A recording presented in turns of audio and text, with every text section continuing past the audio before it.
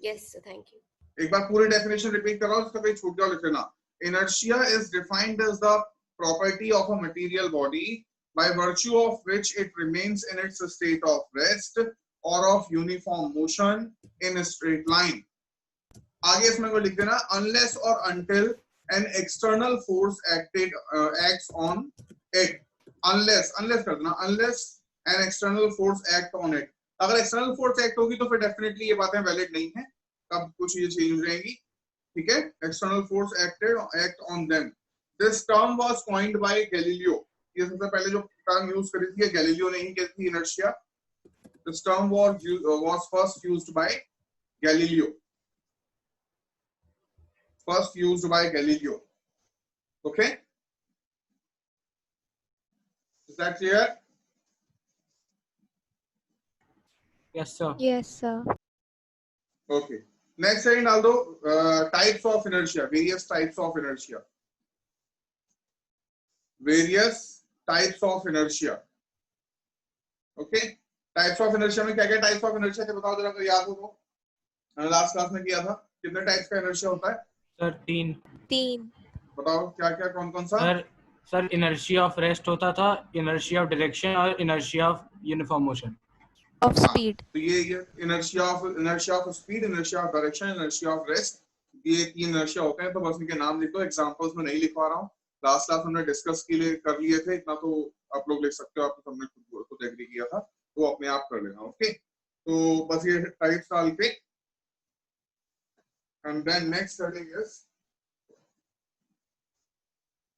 Newton's laws of motions.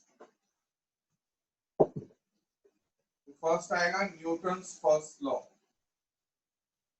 Newton's first law of motion. ठीक है, Newton's first law of motion. First law of motion लिखना statement. This law states that every material body continues. Every material body continues in its state of rest. Or uniform motion, state of rest, or every body या every material body, every material body continues in its state of rest. Continues in its state of rest. In its state of rest. In its state of rest, or of uniform motion. In its state of rest, or of uniform motion. Or of uniform motion in a straight line. Uniform motion in a straight line, unless it is compelled by some external force. Unless it is compelled by some external force to change its state. Some external force to change its state. Okay, done? Yes, Yes, sir. sir. तो हम ये बोल सकते हैं basically, अगर ये statement को आप ध्यान से पढ़ो तो वी कैन सी कि जो बात इनर्शिया के वाले जो इनर्शिया की जो डेफिनेशन थी, काफी हद तक Newton's first law explains the inertia itself. उसके अलावा ऐसा कुछ खास नहीं है. ऑलराइट, इसमें आई डोंट थिंक कुछ वैसा बताने की जरूरत है. ठीक है, एक्सप्लेनेशन हम लास्ट क्लास में इनर्शिया का काफी हद तक कर चुके हैं. इसमें किसी को कोई डाउट न्यूटन फर्स्ट लॉ में किसी को कुछ पूछना है तो पूछो. Anyone, if there is any doubt in Newton's first law, Newton की फर्स्ट लॉ में दोनों में कोई डिफरेंस है? नहीं, न्यूटन फर्स्ट लॉ जो है वो इनर्शिया की एक तरह से एक्सप्लेनेशन देता है ना. वो इनर्शिया की एक तरह से डिफाइन करता है. इनर्शिया को ही डिफाइन करता है. ठीक है भाई. हाँ बोलो सर अगर एग्जाम्स में पूछा जाएगा कि एक्सप्लेन इनर्शिया, तो फिर हाँ हमें गैलीलियो की एक्सप्लेनेशन के थ्रू बताना होगा या फिर न्यूटन फर्स्ट लॉ की एक्सप्लेनेशन के थ्रू?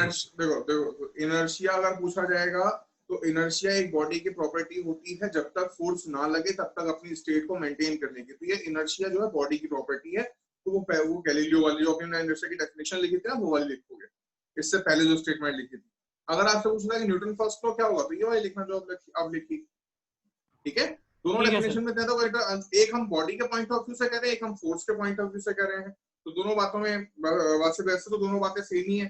तो कई बार ये पूछा जाता है कि how does Newton's first law explain the law of inertia, explain inertia. तो उसमें बस यही स्टेटमेंट पूरी की पूरी छाप देनी है कि इनर्शिया की डेफिनेशन जो ये कहती है कि बॉडी की प्रॉपर्टी ऐसे से होती है, और न्यूटन फर्स्ट लॉ ये कहता है। तो दोनों बातों में we can see there is very much similarity. Okay okay sir. तो ये, बट ये क्वेश्चन लिख लो, एक बेटर रहेगा कि how does Newton's first law explain, how does Newton's first law explain Newton's first law explain inertia, explain inertia. तो Newton second law से क्या बोलता है, इसको जरा ध्यान से समझना। न्यूटन सेकंड लॉ, ठीक है। अब न्यूटन सेकंड लॉ पे हम डायरेक्टली नहीं पहुंचेंगे, हम न्यूटन सेकंड लॉ को समझने की कोशिश करेंगे कुछ एग्जांपल्स के साथ। ठीक है, कुछ एग्जांपल्स के साथ। एक ये रोड है, ठीक है, एक बहुत पतली सी रोड है, ये पतली सी रोड है, मतलब पुल समझ लो, बेटर है, ब्रिज है ना। सामने से आ रहा है ट्रक, सामने से आ रहा है ट्रक, और यहाँ सामने से आ रही है साइकिल। ठीक है, और तुम यहाँ पे हो सामने अपनी गाड़ी में, बाइक पे, whatever vehicle you can choose, उस पे हो, और तुमको चॉइस है, निकलना है ही, बीच में फंस गए हो और यहाँ से इधर तो जा सकते हो, यू हैव अ चॉइस। किससे टकराना पसंद करोगे, साइकिल से कि ट्रक से? हाँ भाई, सर साइकिल। साइकिल ना, पता है साइकिल। ट्रक से टकराना पसंद करोगे? कौन है ये महाशय? सर हाँ, आर्यन। तो ट्रक सर बेटर रहेगा सर, 4 व्हीलर ज्यादा सेफ होती है। फोर व्हीलर नहीं, मैंने ट्रक में तुम नहीं बैठे हो, तुम अपोजिट साइड से आ रहे हो। अच्छा ये चाहिए फुल ट्रक और साइकिल में नहीं, तुम इस साइड से आ रहे हो अपोजिट से। दोनों में से किससे टकराना ज्यादा बेटर है? दोनों सेम स्पीड में मूव कर रहे हैं, दोनों की स्पीड सेम है, इसकी भी हाँ स्पीड जी। भी है, इसकी भी स्पीड भी है, दोनों की स्पीड सेम है। किससे टकराना बेटर है? साइकिल से। ऑब्वियस बात है, हमको साइकिल पता से। चल चोट कम लगेगी, है ना। क्यों? क्योंकि उसका मास कम था। तो हमने एक बात देखी कि जिसका मास कम था, अगर वो सेम स्पीड पर जा रहे हैं, एक हल्का ऑब्जेक्ट एक और एक भारी ऑब्जेक्ट, तो जिसका मास कम था उससे फोर्स भी कम लगी, है ना, चोट कम लगी। ये बात समझ आ रही है कि नहीं? Is that clear everyone? तो ये देखा यस गया सर। कि जो भारी ऑब्जेक्ट होता है, अगर वो सेम स्पीड से मूव कर रहा हो, तो उसको रोकने के लिए, भारी ऑब्जेक्ट को रोकने के लिए हमको ज्यादा फोर्स लगानी पड़ेगी एज कंपेयर टू हल्के ऑब्जेक्ट के। और क्योंकि ज्यादा फोर्स लगानी पड़ेगी हमारे बॉडी को, इसलिए चोट ज्यादा लगेगी। ऑब्वियस सी बात है ना। तो यानी कि अगर किसी दो ऑब्जेक्ट हैं, both are moving with same speed, तो the object having greater mass will be stopped by exerting a stronger force। तो हमने यहाँ पर देखा कि जिसके लिए फोर्स मास कम होता है उस पर फोर्स भी कम लगानी पड़ती है, जिसके लिए मास ज्यादा होता है उस पर फोर्स भी ज्यादा लगानी पड़ती है। Is that clear or not? Is that clear or not? Clear है? Yes sir. ओके, तो पहला पॉइंट तो ये आया। अब आते हैं दूसरे पॉइंट पर। एक इंसान यहाँ पर क्या था, कोई अपोजिट साइड से ना, मतलब वो डाका वाका पड़ गया, डकैत वगैरह आ रहे हैं, हाथ में गन वन लेके, आतंकवादी टाइप लोग। यहाँ पे दो लोग हैं, ठीक है। सर एक बार रिपीट कर दो। हाँ, यहाँ पे सामने से कुछ गुंडे वुंडे आ रहे हैं, और यहाँ पर एक इंसान के पास तो थी बंदूक, ठीक है। तो वो गन से बुलेट को फायर करता है, ठीक है, गन से बुलेट को फायर करता है। और ये जो है इसके पास गन तो नहीं है लेकिन बुलेट है, और इसने क्या काम करा, हाथ से फेंक के मार दी बुलेट। तो कौन सा वाला बच जाएगा? इसके पास गन नहीं है, बेचारे के पास बुलेट है बस। तो उसने क्या किया, उसने बुलेट को हाथ से फेंक के मार दिया। इसको तो मजे आ जाएंगे, बोले कुछ नहीं हुआ। मतलब जो मास था दोनों का वो बराबर था, लेकिन एक की स्पीड ज्यादा थी और एक की स्पीड कम थी। ऊपर वाले का उल्टा केस है। ऊपर वाले केस में वेलोसिटी सेम थी, मतलब स्पीड सेम थी, लेकिन मास अलग अलग था। बात समझ आ रही है कि नहीं? स्पीड सेम थी, मास अलग अलग था। यहाँ पर क्या हो रहा है, यहाँ पर मास सेम है, स्पीड अलग अलग है। तो यहाँ पर हम देखेंगे कि जिस ऑब्जेक्ट की स्पीड ज्यादा है उसको रोकने के लिए, अगर मास सेम है तो जिस ऑब्जेक्ट की स्पीड ज्यादा है उसको रोकने के लिए आपको ज्यादा फोर्स लगानी पड़ेगी। Is that clear or not everyone? जिस चीज का मास ज्यादा है उस चीज को, अगर मास बराबर है, जिस चीज की स्पीड ज्यादा है उसको रोकने के लिए ज्यादा फोर्स लगानी पड़ेगी, और जिस चीज की स्पीड कम है उसको रोकने के लिए कम फोर्स लगानी पड़ेगी। Is that clear or not everyone? Clear? Yes, sir. यहाँ से पता Yes, चला, sir. यहाँ से पता चला कि जो फोर्स एक्सर्टेड है किसी ऑब्जेक्ट के मोमेंट, किसी ऑब्जेक्ट के सॉरी मोशन को अफेक्ट करने के लिए, मतलब फास्ट मूविंग चीज को रोकने के लिए, अगर कोई चीज भाग करके आ रही है उसको रोकना है तुमको, तो उसको रोकने के लिए जो फोर्स लगानी पड़ेगी वो दोनों बातों पर डिपेंड कर रही थी, मास पर भी डिपेंड कर रही थी और स्पीड पर भी डिपेंड कर रही थी। ये बात क्लियर है कि नहीं? ये बात क्लियर? इसका मैं एक और एग्जांपल और एक और एग्जांपल दे सकता हूँ। एक ऑब्जेक्ट है ये और एक ऑब्जेक्ट है ये 100 ग्राम का ऑब्जेक्ट है और ये 10 किलो का ऑब्जेक्ट है, ठीक है? और तुम्हारे पास वो पतंग उड़ाने वाली रस्सी होती है ना, वो वाला वो सद्दी है पतंग उड़ाने वाली। अब उसको लेकर के तुम्हें क्या करना है, दोनों ऑब्जेक्ट को बांध करके घुमाना है। किसको घुमाना पॉसिबल है? किसको घुमाना पॉसिबल है? किसके डायरेक्शन? क्या इसको लेकर घुमाना पॉसिबल है 10 किलो को? नहीं ना? No sir. क्योंकि ये हैवियर ऑब्जेक्ट है, तो हैवियर ऑब्जेक्ट हमने बेसिकली घुमाने का मतलब क्या है, एक बार स्पीड मान लो गेन करवा दी तो सिर्फ डायरेक्शन तो चेंज करनी है। इसका मतलब हैवियर ऑब्जेक्ट की डायरेक्शन चेंज करना डिफिकल्ट है as compare to lighter object. Heavier object की डायरेक्शन चेंज करने के लिए आपको ज्यादा फोर्स लगानी पड़ेगी। दैट मींस हर एक एक्सपेरिमेंट से, बहुत सारे एक्सपेरिमेंट से आप देख सकते हो, हर एक एक्सपेरिमेंट से कि अगर कोई ऑब्जेक्ट मोशन में है उसको रोकना है या फिर उसकी डायरेक्शन चेंज करनी है, तो उसकी मास और स्पीड दोनों पे फर्क पड़ता है। दोनों से ही हमको वहां पर फर्क पड़ेगा कि कितनी फोर्स लगानी। अगर मास ज्यादा है तो भी फोर्स ज्यादा लगानी पड़ेगी, अगर स्पीड ज्यादा है तो भी फोर्स ज्यादा लगानी पड़ेगी। हाँ, आप पूछो। सर सामने डिस्कनेक्ट हो गई है। हाँ वही।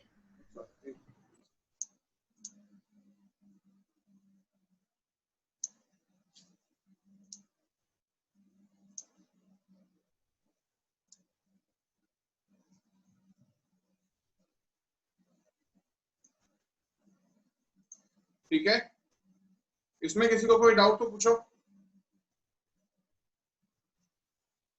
एवरीवन,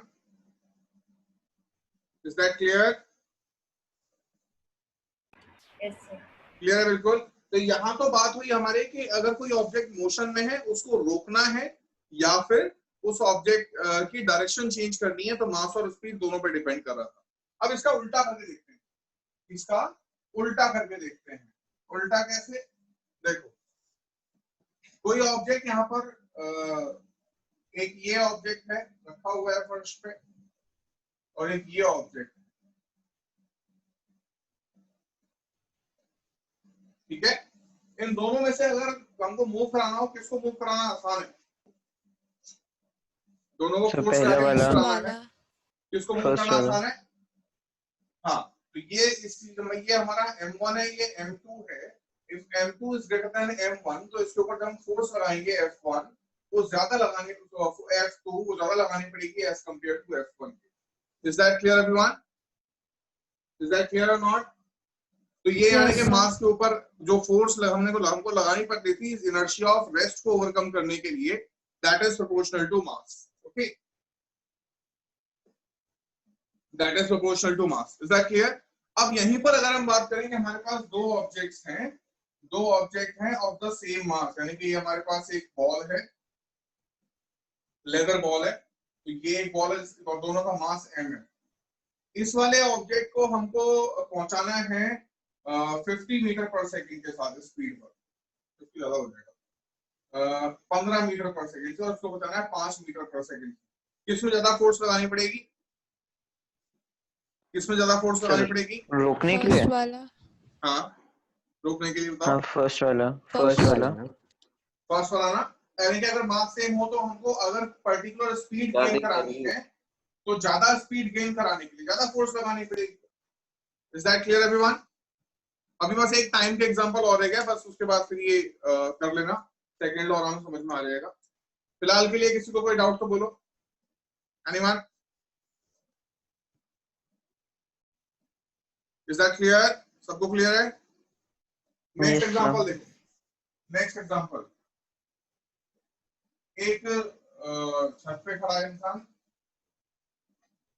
ठीक है, पतंग उड़ा रहा था और ये गिर गया।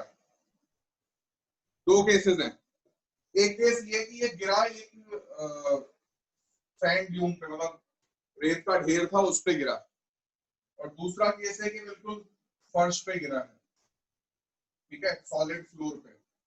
इस पे इसकी जान बचने के चांसेस ज्यादा हैं। सर फर्स्ट वाले केस में। फर्स्ट वाला। है ना?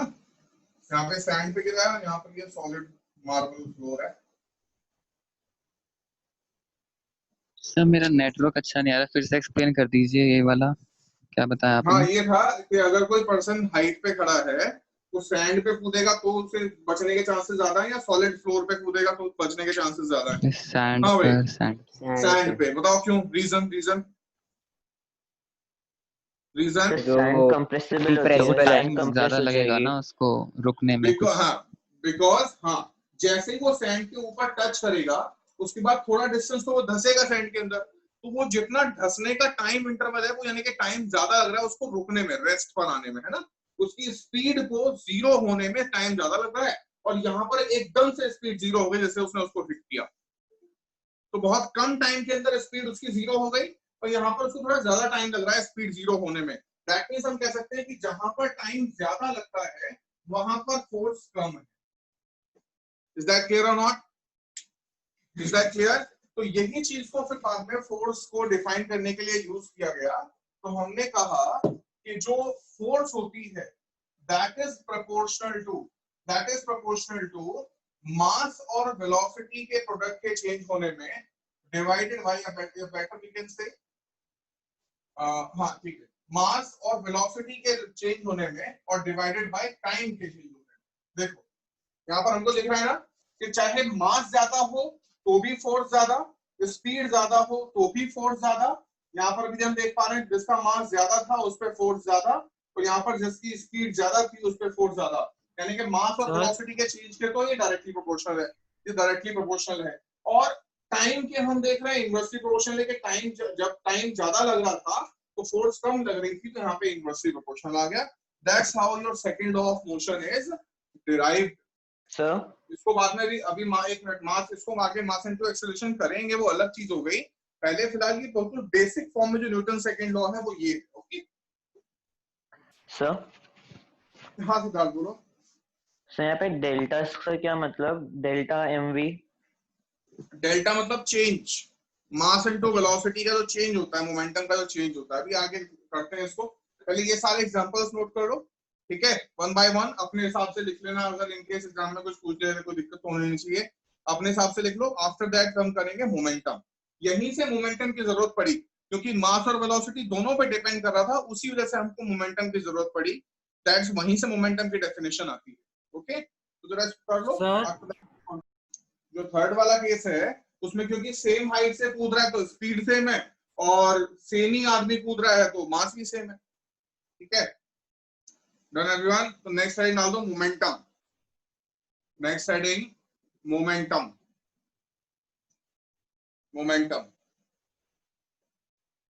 देखना, मोमेंटम में momentum of a body is the quantity, momentum of a body, momentum of a body is the quantity of motion possessed by momentum of a body is the quantity of motion possessed by the body possessed by the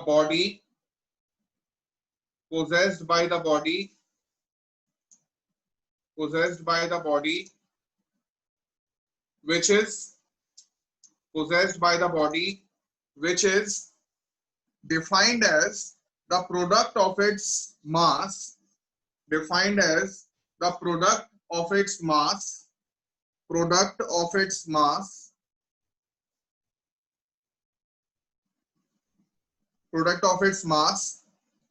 and its velocity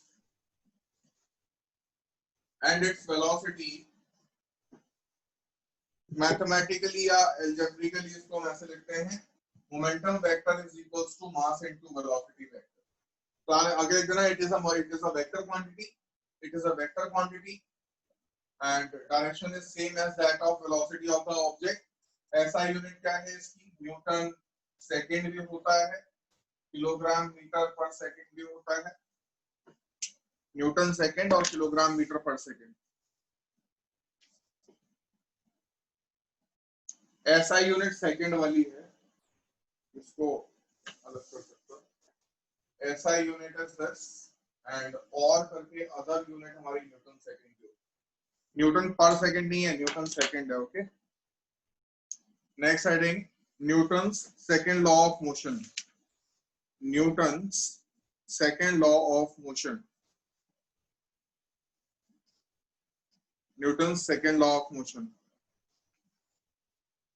okay, Newton second law of motion. तो पहले फिर ऐसे वो लिख लो statement क्या है. After that will move on us mathematical explanation.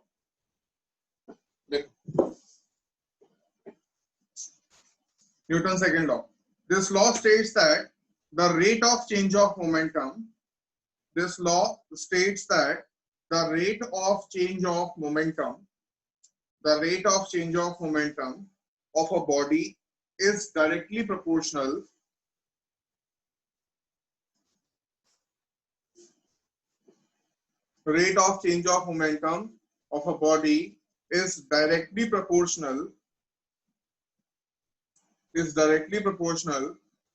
to the external force So rate of applied. change of momentum of a body is directly proportional to the external force. Rate of change of momentum of a body is directly proportional to the external